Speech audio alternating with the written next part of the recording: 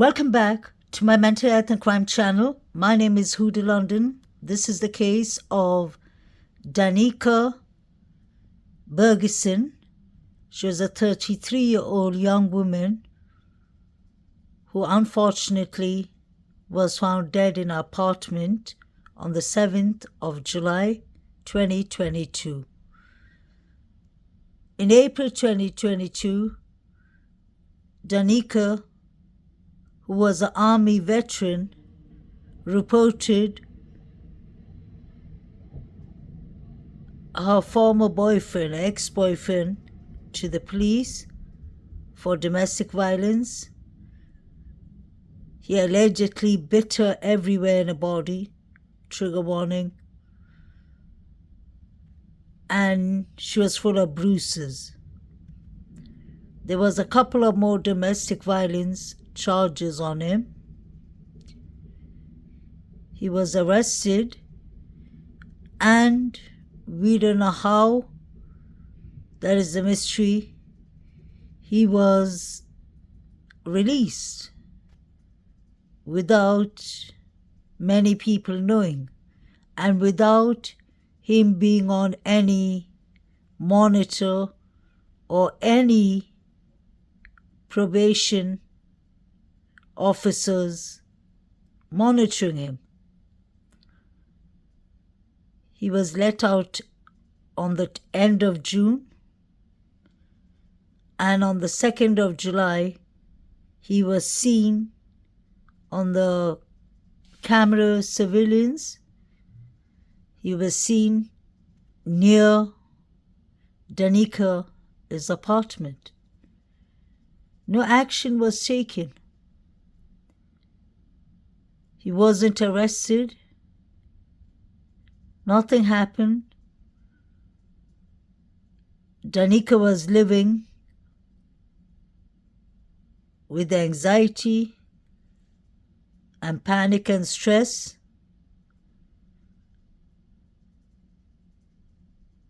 When he was released, Matthew Brenner, age 39, is the man accused of killing this 33-year-old beautiful veteran from Minnesota.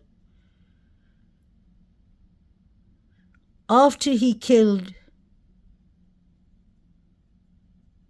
Danica on the 7th of July, the veteran lives in an apartment where they have a watchman or janitor. So the person looking after her block heard loud yelling and screaming and all. So he called the police, luckily. But when the police came, unfortunately, it was too late. Poor Danita was found wrapped up in a black bag under a blanket on Matthew. And Matthew was found in the toilet. He put her on the bed and covered her up, trigger warning, and he was sitting and crawling in the toilet, smelling bleach when the police came in. So they had to take him into the hospital to get him checked for the bleach allegedly he drank and smelled. And then later on he was booked in for 2 counts of second-degree murder and 1 count of first-degree murder. Apparently, I was researching and I heard that in Minnesota, they usually start with the second-degree murder. It's not often they give first-degree murders, I think in domestic violence cases. So he was charged with that and arrested. unfortunately, this young, beautiful woman who was very, very helpful to people who had issues, like who were homeless, who had maybe addiction issues, and that's how her father, who adopted Danica when she was 6 years old, said. He said he believes that she must have met him through helping him to get a way to fix his life, I guess, or helping him. She was good in advising people, according to her father. The sad thing is, this poor woman has reported Matthew Brennan for a long while, but the sad thing with domestic violence cases is I personally believe they are ignored.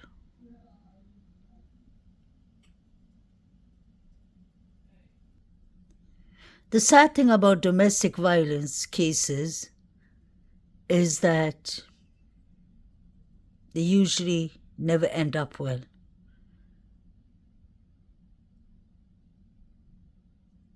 Because the partner usually returns. The victim usually returns back to her boyfriend or her partner, her husband. Or, in some cases, it's women who could be the domestic violence abuser. So whoever's the victim, whether it's a man or woman, it does take a lot of courage, a lot of guts to move on. Domestic violence has many symptoms, but there are many kinds of domestic violence. This is for mental health awareness purpose. That is one of the reasons I chose to speak about this case, because I personally, as a licensed mental health counselor and licensed cognitive behavior therapist, I believe that it's important that domestic violence attention is put up more. It should be one of the first things that should be out there. I personally believe even maybe schools should be taught about domestic violence. Maybe from a certain age, maybe from year 6, 7, I don't know if they still teach them these days. But domestic violence can come in all kind of forms. All kind of abuses, like physical abuse, mental abuse, emotional abuse, financial abuse, which all are connected in somehow or the other.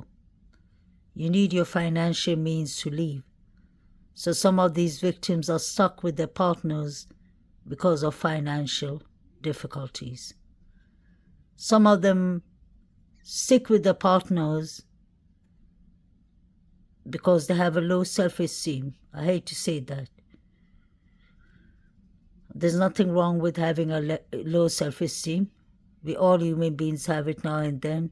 It's just about training and building up the skills that we are weak in as human beings.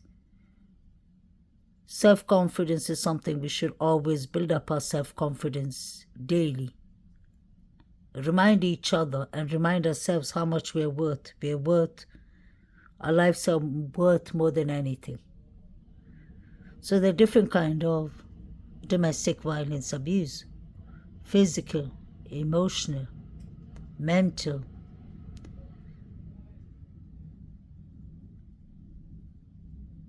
There is so much hidden domestic violence abuse, and it could go on for years and years without a person telling anyone else. Sometimes the victim feels ashamed to tell somebody else. They cover up the bruises with makeup or by staying at home and isolating themselves. Sometimes the victim doesn't want to tell their friends and family because they don't want to hear, "I told you so." So it's important to take the warnings of domestic violence seriously.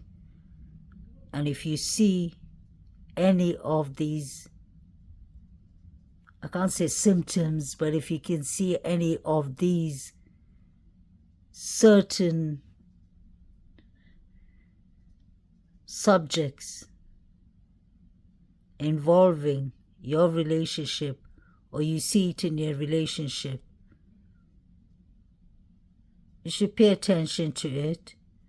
And if you're going through domestic violence abuse, remember you're not alone. There's a lot of help out there. Every community and district should have a place they can contact for mental health. And as a mental health counselor, especially to all my subscribers and viewers, you can ask me for any kind of advice that you feel comfortable asking me. So this poor young woman, who was only 33 years old, you can imagine she was adopted when she was 6 years old. And she looks like she has a father and mother. I'm sure the adoptive parents who really love her. But it's just sad that nothing was done about it. This man, Matthew, should have been put in prison a long time ago. In April, the beating he gave this poor woman, may she rest in peace, he bit her whole body. Trigger warning, and he's done worse because because of the domestic violence in April, they gave him 2 counts of murder. As part of the domestic violence in April. They let him out in June, end of June. He was warned, he was given a restraining order not to go next to Damika, his apartment. But the CCTV camera caught him around the 2nd of July there. First week of July. On the 7th of July is when this poor young woman was found dead in her apartment. The man who was given the restraining order to was out from the 29th of June, I believe. Up to he killed this poor woman on the 7th of July, nobody was monitoring him and nobody was following him. May she rest in peace. Justice for Damika Bergeson from Minnesota. Domestic violence cases need to be put up there in the highest of awareness. It needs to be taken more serious. Because if you look at statistically how many young women and how many women in general, how many men even lose their life to domestic violence.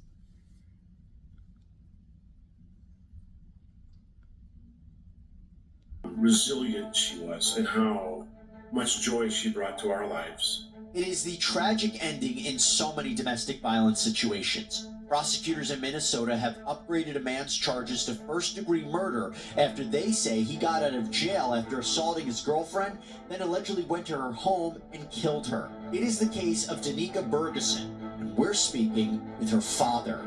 Welcome to Sidebar, presented by Law and Crime. I'm Jesse Weber. Okay, now before we get into this story, I have to warn you, it's about alleged domestic violence. The details are really not easy to hear. This is a tough case. So prosecutors in Minnesota have upgraded charges for 39-year-old Matthew Brenneman, who is accused of killing his ex-girlfriend, former Army medic, 33-year-old Danica Bergeson. He is now charged with a count of first-degree murder and 2 counts of second-degree murder. We'll get into those in a second. But here's the kicker of this story. 11 days before this alleged murder, he was released from jail after attacking Danica. Yeah. So in June, Brenneman pleaded guilty in 2 separate domestic violence cases for striking, biting, and choking Danica. But as part of the plea deal, he was released as he awaited sentencing in August, and he agreed to not have any contact with Danica, but now he's accused of going to her apartment and killing her. The building manager called police after hearing yelling and banging sounds from her apartment. This is according to the probable cause statement. And he told police that there had been domestic violence issues between Danica and Brenneman before. But when police got inside the apartment, they say they found Brenneman on the floor of the bathroom convulsing after drinking bleach. They found Danica wrapped up in blankets and a plastic garbage bag over her head. She had apparently been dead for days. Now, officers also found these alleged suicide notes all over the apartment that they say were written by Brenneman. And they say, quote, "I never loved any woman I was romantically involved with as profoundly and honestly as Danica." Then there's another one that says, "I blacked out, lost control, and sadly hurt a woman for the first time in my life." That is interesting phrasing. He also allegedly wrote, "I can't try to live after this. The end. Matthew." Police took Brenneman to a hospital, then they arrested him and booked him into jail. His bail has been increased to $2 million, and he's expected back in court this upcoming Monday. His public defender has filed a motion to dismiss the second-degree murder charges because she says medical examiner didn't determine an exact cause or manner of death. That motion was filed, though, before the upgraded first-degree murder charge was added, and the judge, by all accounts, hasn't ruled on that motion yet. Now, just to be clear, the indictment now lists 3 counts against Brenneman. First-degree murder while committing domestic abuse with a past pattern of domestic abuse, second-degree murder while committing a felony, and second-degree murder while under restraining order for protection. In a statement, Hennepin County Attorney Mary Moriarty said, quote, "Intimate partner violence requires a powerful response. It is an act that leaves traumatized survivors and devastated families in its wake. We are aggressively prosecuting those who commit this violence." Okay, so with all of that laid out, and with all of that in mind, I want to talk more about the case, but more specifically, Danica as well. And joining us right now is a very special guest. We are joined by Danica's father, David Bergeson. David, thank you so much for coming here on Sidebar. First of all, not only do we really appreciate you coming on during this difficult time, but I just want to let you know I am so sorry for your loss. I'm so sorry for what you and the family are going through. It is unimaginable, and I'm so sorry. Well, thank you for having us, and I certainly appreciate the kind words. I want to just ask how you're doing, how you and the family are doing at this time. Yeah, it's been a struggle, right? It's a tragic thing to have to, take the journey through, and it's a long process. It continues on and on forever, it seems like. But I think for the most part, we're doing well. We're a bit spread out these days, and getting back to court dates and things like that are sometimes difficult. But we've got a lot of support, an awful lot of family support, a lot of friends that have supported us, and that has really helped, especially initially when we were kind of going through some of the concerns with where the defense was at, where the judges might be taking this from the direction of the court. We had an awful lot of support, and we really appreciated that. That's amazing to hear. And I hope you get continued support throughout the process. Just reading about Danica, seeing her, she seemed like a lovely young woman. She really seemed so special. For people who don't know, what was she like? I mean, who was she? She was an incredible personality, so vibrant and so full of energy, and so giving. I think that was part of her downfall, getting into this situation with this gentleman who, took her life. She was had struggled with, some things through college. Had got herself straight, with military service. But I think just going back historically, Danica came out of the Hennepin County foster care. We were foster care parents originally, and she moved in with us when she was age 6, and then we adopted her when she was 9.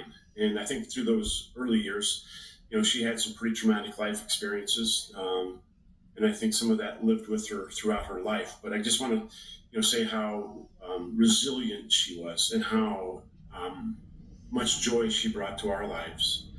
She was a great student. She excelled academically. She excelled athletically. She was on a state championship swim team.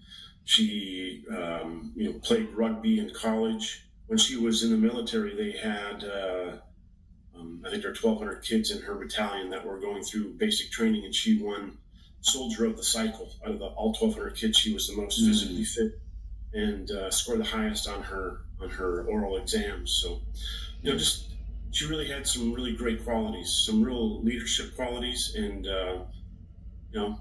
it's just a shame to see a life put out like that. It is. It sounds amazing. I mean, she went to the U.S. Army, then goes back to studying animal science, working at a veterinary clinic. Just amazing. You mentioned Brenneman. Did you ever meet him? What did you know about the relationship? I never met him, and there really wasn't much of a relationship. I think they might have, been friends. They kind of dated a little bit, but right from the very get-go, I think there were problems. And she was pretty badly assaulted early on in that relationship. I want to say in March. I think they started going out a little bit in February. And he assaulted her in March. He was charged with domestic violence, I believe, at that time, or aggravated assault. And I don't know that he went to jail in that first experience, but I do know shortly thereafter there was another episode where he had a pretty violent exchange with her, and he was put in prison. And I think he was there for maybe 3 months. But yeah, I really didn't know much about him. Didn't have any exposure, and she didn't talk much about him. Oh, and, she didn't talk much about him. No. So didn't know a whole lot. I think from what I can tell, Danica had and this is kind of historically, she would befriend people and try to help people that were struggling. Yeah. And I kind of have a feeling that this is kind of where this relationship started. The guy was probably looking for some help, and he found someone that would be his assistant, I guess. David, what do you make of the fact that he was released from jail and then allegedly killed her 11 days later? I don't. That's the part that I think a lot of people are shocked by. Yeah, I mean we feel the same way. I mean, I don't understand. I mean, somebody that has a Danco order, basically a restraining order against him, how does he find a way to go right back to the very address that he can't go to without anybody being able to follow up on that? I think he was there, from what we know from cell phone records and some of the things that we've heard. I mean, he was there almost immediately after he got out of prison. Almost to the day, perhaps. Did you speak to law enforcement about this, about how he was able to do this, why nobody was checking where he was going, or is this just the system? Is this just the system? It's the system. It wasn't anybody. Nobody had the responsibility. There's no teeth, in what had happened when he was released. There was nobody that was going to follow up or check on where he was at. Unbelievable. So, yeah. He was hit with these upgraded charges, now first-degree murder. What do you think about that? Yeah, we've been waiting for that to happen. I mean, it was when you read the police report. I don't know if you've had access to read the police report. It's a pretty incredible document to go through and understand what had actually happened. But we're always wondering why he wasn't charged with first-degree murder to start with. But I think in the state of Minnesota, they lead with the second-degree murder charges, and then the grand jury is convened, and then those charges are filed. So it just took time, but through our working through our prosecution team, we knew that was going to come, and they've been helpful in keeping us abreast of what's been going on. So we feel good about that. Yeah, I mean, the first-degree murder charge is so specific, but it seems to apply here about domestic violence. You mentioned what the police report says. One of the other disturbing aspects is when police arrived there,